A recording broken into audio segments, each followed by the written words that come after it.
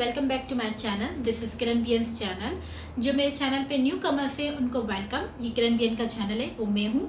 तो आज हम लोग इस वीडियो में चैप्टर नंबर 3 का पार्ट 3 पढ़ने जा रहे हैं। इससे पहले मैंने आप लोगों को 2 पार्ट्स चैप्टर 3 के पढ़ा दिए हैं। चैप्टर 3 का फर्स्ट पार्ट था जेनेटिक कोड, सेकेंड पार्ट था प्रोटीन सिंथेसिस और थर्ड पार्ट आज हम लोग पढ़ने जा रहे हैं म्यूटेशंस। तो बेसिकली म्यूटेशंस होती क्या है और म्यूटेशंस क्यों होती है, किन चीज़ों में होती है। तो म्यूटेशन होती है 2 फैक्टर्स पे, एक तो वो क्रोमोसोम्स में होती है और एक जीन्स में होती है। किस में होती है? एक तो वो क्रोमोसोम्स में म्यूटेशन होती है और दूसरी जीन्स में होती है, क्रोमोसोम्स एंड जीन्स। तो क्रोमोसोम बेसिकली 2 थिंग्स में डिवाइडेड है, जीन्स एंड क्रोमोसोम। ठीक है, तो म्यूटेशन वर्ड का मतलब क्या है? तो any change in the chromosome, any change in the chromosome और any alteration in the chromosome is called the mutation, chromosomal mutation. और change in the gene sequence is called the mutation. तो basically gene sequence में any kind of alteration is called the gene sequence mutation. ठीक है, तो आज हम लोग जो चीजें पढ़ने जा रहे हैं, क्रोमोसोम म्यूटेशन में हम लोग क्रोमोसोमल नंबर म्यूटेशन पढ़ेंगे, क्रोमोसोमल स्ट्रक्चर म्यूटेशन पढ़ेंगे और जीन सीक्वेंस में frame shift mutation and point mutations के टाइप्स में हम लोग डिस्क्राइब करेंगे। इसके अलावा म्यूटेशन के काजेस क्या है, म्यूटेशन होती क्यों है। बेसिकली म्यूटेशन के 3 काजेस हैं, एक तो physically, chemically and biologically. Physically में एक्सरेज, रेडिएशन, केमिकली में ड्रग्स एंड बायोलॉजिकली में बैक्टीरिया या वायरसेस। ये 3 मेजरली काजेस होते हैं जिनकी वजह से म्यूटेशन होती है क्रोमोसोम्स में एंड जीन सीक्वेंसेस में। तो अभी हम लोग फर्स्ट स्टार्ट करेंगे क्रोमोसोम म्यूटेशन। पढ़ने जा रहे हैं क्रोमोसोमल म्यूटेशन। तो बेसिकली क्रोमोसोमल म्यूटेशन 2 टाइप्स में डिवाइडेड है। कौन कौन सी? एक तो चेंज इन दी नंबर, या तो chromosomal mutation change in the number होगी, या तो chromosomal mutation change in the structure होगी। ठीक है, तो चेंज इन द नंबर जो होगी वो है मोनोसोमी, ट्राइसोमी एंड पॉलीप्लॉइडी। अब मोनोसोमी क्या है और ट्राइसोमी क्या है? तो बेसिकली जो मोनोसोमी है वो टर्नर सिंड्रोम इसका एग्जाम्पल है। टर्नर सिंड्रोम जो है फीमेल में ज्यादा होता है। अब ये क्या होते हैं? तो मोनोसोमी में क्या होता है, जैसे कि हम लोगों को पता है कि ह्यूमन में 46 क्रोमोसोमल नंबर होते हैं और पेयर्स कितने होते हैं? 23। ठीक है, तो फॉर एग्जांपल ये एक पेयर है, ये दूसरा पेयर है, ये तीसरा पेयर है, ये चौथा पेयर है, ये 5वां, सो ऑन। 23rd पेयर पे जब हम आएंगे, this is a 23rd pair. जब हम 23rd पेयर पे आएंगे तो 23rd पेयर पे क्या होगा? इसका एक पार्टनर जो है क्रोमोसोम पेयर का वो मिस हो जाएगा। कैसे? अब ये 23rd पेयर है, ये 23rd पेयर का क्या होगा? ये सिर्फ एक क्रोमोसोम हो जाएगा, जो है क्रोमेटिन हो जाएगा और इसका एक पार्टनर जो है वो मिस हो जाएगा। तो ये क्या कहलाएगा? मोनोसोमी। याद रखिएगा, टर्नर सिंड्रोम जो होता है वो 23rd पेयर पे होता है। सेक्स क्रोमोसोम जो होता है फीमेल्स में। ठीक है, तो 23rd पेयर पे क्या होगा? उसका एक पार्टनर जो है वो मिस होगा। तो इसका क्या बन जाएगा? जैसे कि XX होता है फीमेल में, तो इसका क्या बन जाएगा? X0। ठीक है, तो इसका क्या बन जाएगा? X0। तो ये क्या कहलाएगी? मोनोसोमी। बेसिकली मोनोसोमी का हम लोग जनरल समझे तो मोनोसोमी में क्या होता है कि एक पेयर जो क्रोमोसोम का होता है उसमें से एक पार्टनर जो उसका होता है वो मिस होता है। अगर इसकी एग्जाम्पल पे आएंगे तो एग्जाम्पल उसकी क्या है? टर्नर सिंड्रोम, जो कि फीमेल्स में होता है। फीमेल्स में भी जो 23rd पेयर होता है, 23rd पेयर में से एक पार्टनर उसका मिसिंग होता है, जिसकी वजह से वो टर्नर सिंड्रोम कहलाता है।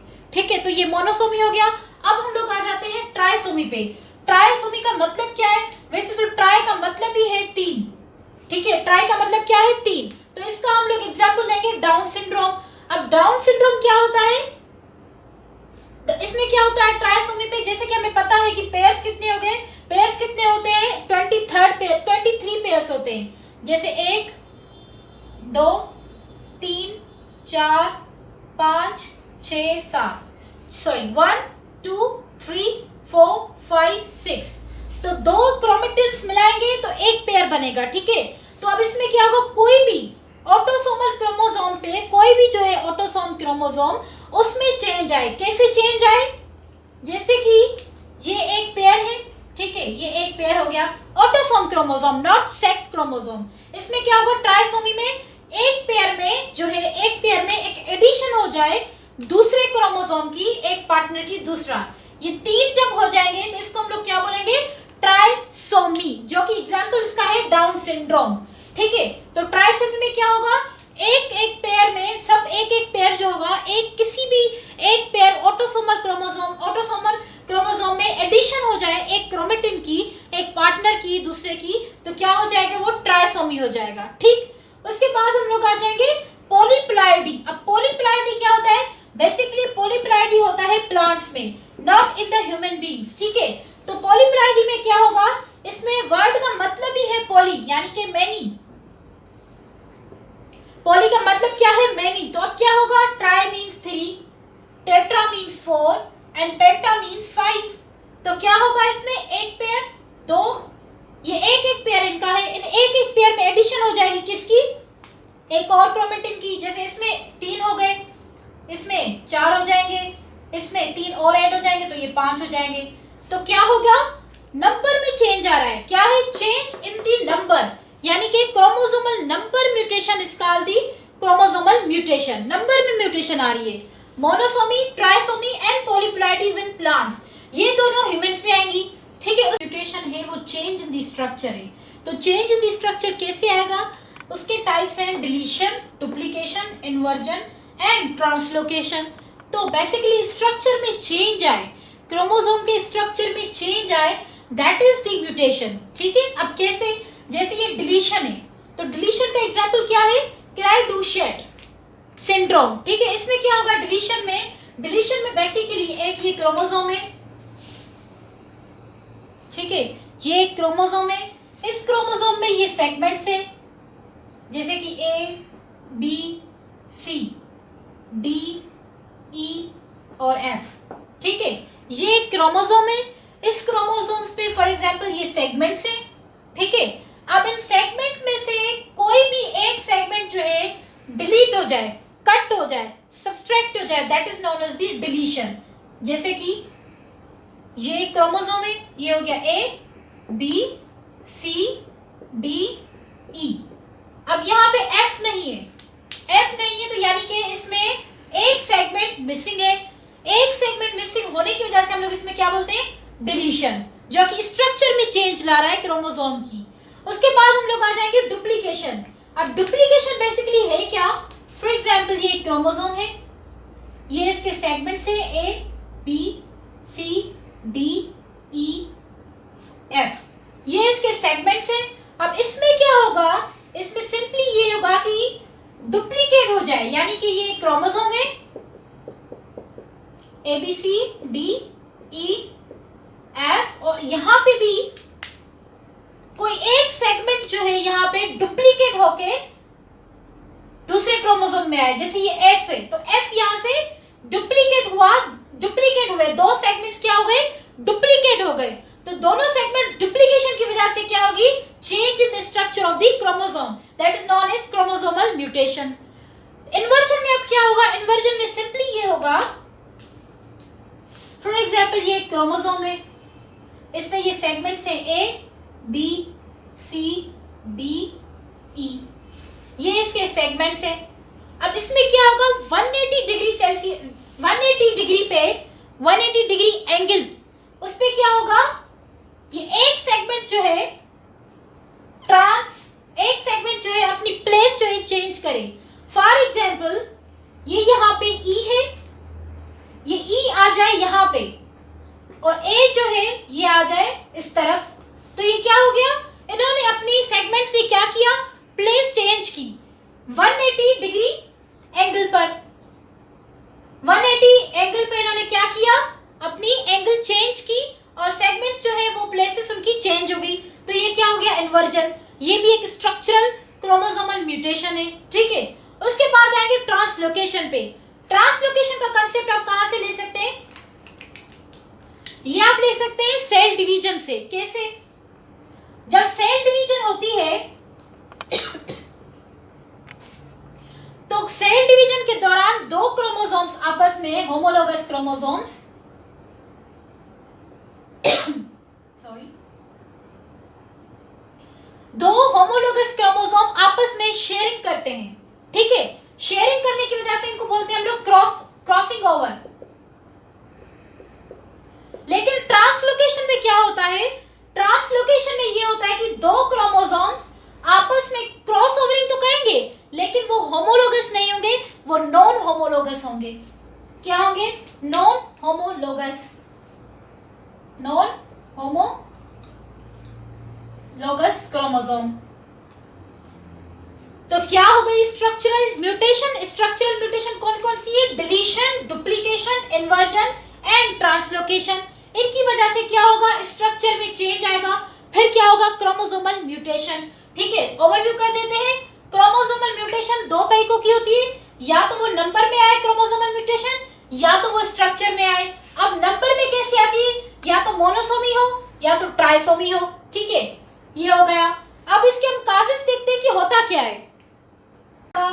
स्ट्रक्चरली या फिजिकली हम लोग समझेंगे कि क्रोमोसोमल म्यूटेशन होती क्यों है। उसकी वजह है नो डिस्जंक्शन। यानी कि नॉर्मली क्या होता है? नॉर्मली एक सेल होता है, ठीक है।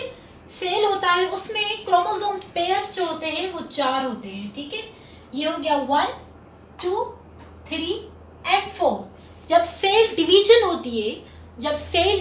होती है तो बेबी सेल्स में क्या होता है कि 2 क्रोमोसोम्स आ जाते हैं, पेयर। ये एक पेयर हो गया, ये दूसरा पेयर हो गया, यानी कि 2 पेयर आते हैं। क्या आते हैं? 2 पेयर। नॉर्मली ऐसे होता है। लेकिन जब क्रोमोसोमल म्यूटेशन हो जाती है तो क्या होता है? एक सेल में कितने पेयर से? 1 2 3 4, 4 पेयर्स होते हैं एक सेल में। लेकिन जब नॉर्मली ये होता है, एबनॉर्मली क्या होता है? जब क्रोमोसोमल म्यूटेशन हो जाएगी, या तो एक सेल में से एक क्रोमोसोम आएगा, एक पेयर आएगा, ओनली 1 पेयर, या तो फिर एक सेल में से 3 पेयर्स आएंगे, 1 2 और ये 3। ठीक है, ये 2 और ये थर्ड वन एक्स्ट्रा आ गया, यानी कि एक्स्ट्रा एक पेयर आ जाए सेल में तो वो क्या कहलाता है? ट्राइसोमी, जो मैंने आपको समझाया, ठीक है। और एक अगर क्रोमोसोम पेयर आए तो क्या होता है? मोनोसोमी। इसमें क्या होगा? फिर क्रोमोसोम नंबर कितने हो जाएंगे? 45। किसमें? मोनोसोमी में। और ट्राइसोमी में क्रोमोसोम नंबर कितने हो जाएंगे? 47। ठीक है, तो पेयर्स कितने हो जाएंगे इसमें? 24। ठीक है, और इसमें कितने पेयर्स हो जाएंगे? 25 22। ठीक है, तो ये हो गया no disjunction. Gene mutation, basically gene mutation होती क्या है?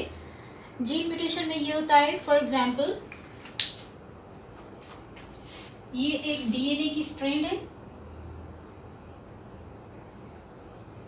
ये एक डीएनए, ठीक है। इसमें होता क्या है? डीएनए की ये हम लोग एक स्ट्रैंड ले लेते हैं, ठीक है, ये स्ट्रैंड है। इसमें क्या होते हैं? जीन्स होते हैं। क्या होते हैं? जीन्स। फॉर एग्जांपल ये हम लोग एक जीन ले लेते हैं, ठीक है, ये स्ट्रैंड में एक छोटा सा जीन ले लिया हमने। जीन्स में क्या होती है? Nitrogenous basis. कैसे? जैसे कि ये A G P C, ये क्या हुई? Nitrogenous basis. तो डीएनए की जो स्ट्रैंड्स होती हैं, स्ट्रैंड्स में बेसिकली होते क्या हैं? जीन्स। जीन्स में क्या होती है? नाइट्रोजीनियस बेसिस, जो कि मैंने आपको प्रीवियस लेक्चर में क्लियर समझाया है, ठीक है। अब यहाँ पे ये कंसेप्ट हमें आ गया, ठीक है। अब यहाँ पे आएंगे, जीन म्यूटेशन में होता क्या है? Frame shift mutation. Frame shift mutation में ये एक स्ट्रैंड है, इस पे ये नाइट्रोजीनियस बेसिस है, A T C and G। इसमें क्या होगा? इसमें या तो फिर एडिशन हो किसी नाइट्रोजीनियस बेसिस की, किसी नाइट्रोजन बेस की, या फिर सब्सट्रैक्शन हो, या तो प्लस हो या तो माइनस हो, या तो इसमें से नाइट्रोजनियस बेस निकल जाए यानी कि G निकल जाए, या तो फिर एडिशन हो किसी नाइट्रोजन बेस की, जैसे कि A यहाँ पे एक और आ जाए, तो उसको हम क्या बोलेंगे? Frame shift mutation. तो इसमें बेसिकली होता क्या है? अगर डीएनए की म्यूटेशन हो गई, डीएनए बेसिकली है क्या? जीन्स। जीन्स में क्या है? Nitrogenous basis. तो अगर बेसिस में ही म्यूटेशन हो गई तो एमआरएनए जो बनेगा, ये एक डीएनए है, डीएनए से क्या बनता है? एमआरएनए, डीएनए, एमआरएनए, और एमआरएनए से क्या बनता है?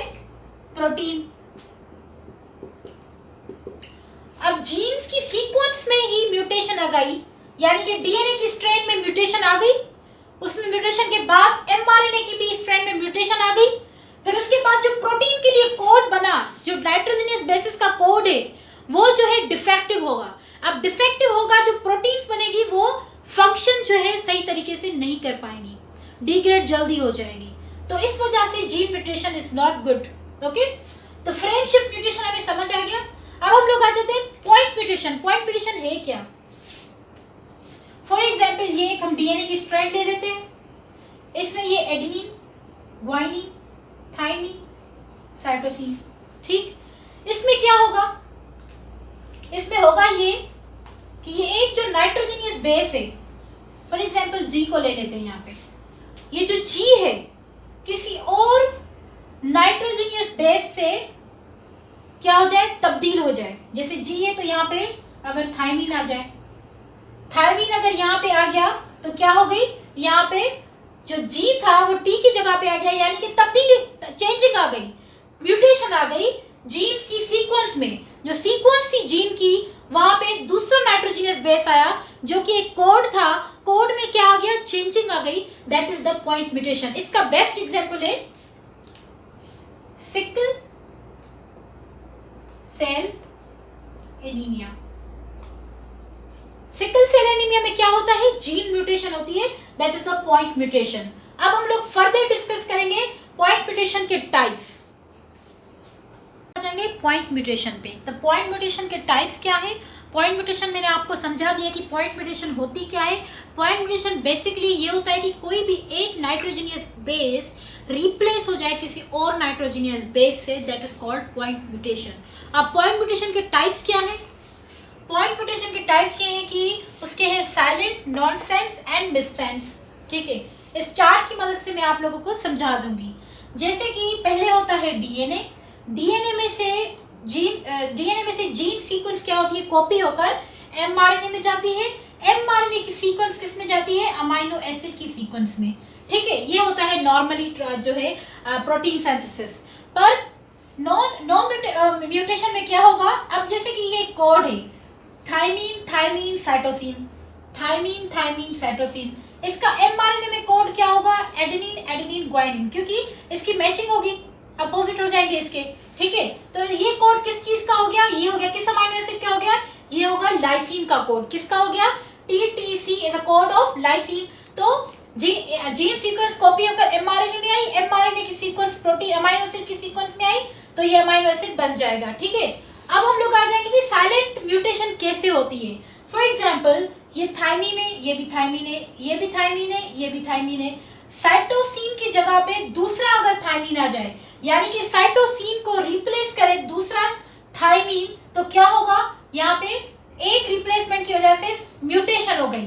तो अब एमआरएनए का जो कोड है वो क्या बनेगा?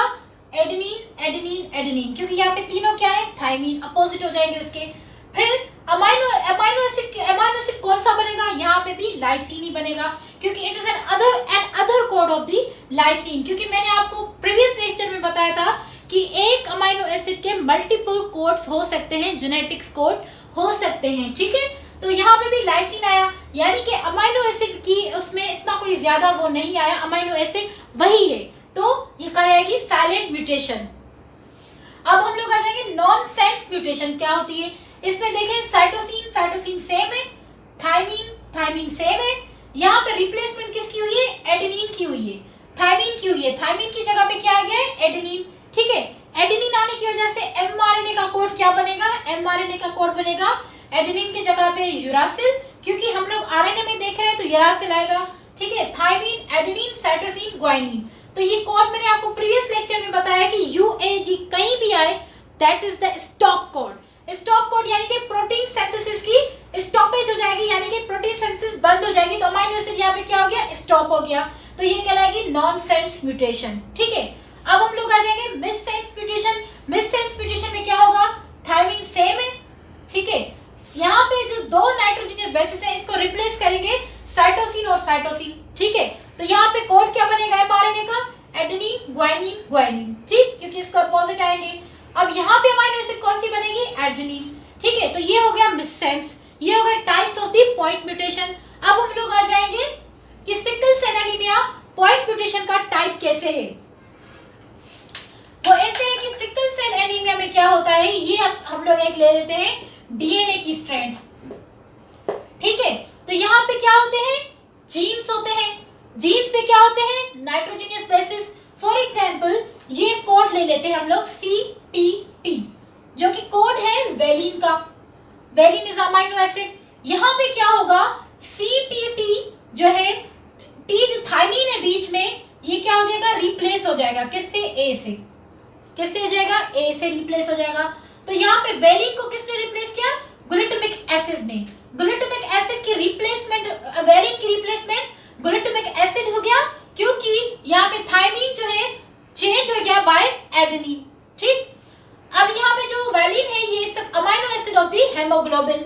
अब यहाँ पे कौन सा अमीनो एसिड गया, ग्लूटामिक एसिड, जो कि वेलिन 6 पोजीशन पे होता है। तो इस वजह से जो आरबीसी होता है वो सर्कुलर शेप से इस वाले सिकल शेप में आ जाता है, जिसकी वजह से ये आरबीसी क्या करते हैं, वेजल्स में जाके ब्लॉकेज काज करा सकते हैं और बहुत सारी डिजीजेस काज कर सकते हैं। तो ये पॉइंट म्यूटेशन का टॉपिक होप कि आपको क्लियर हो गया होगा।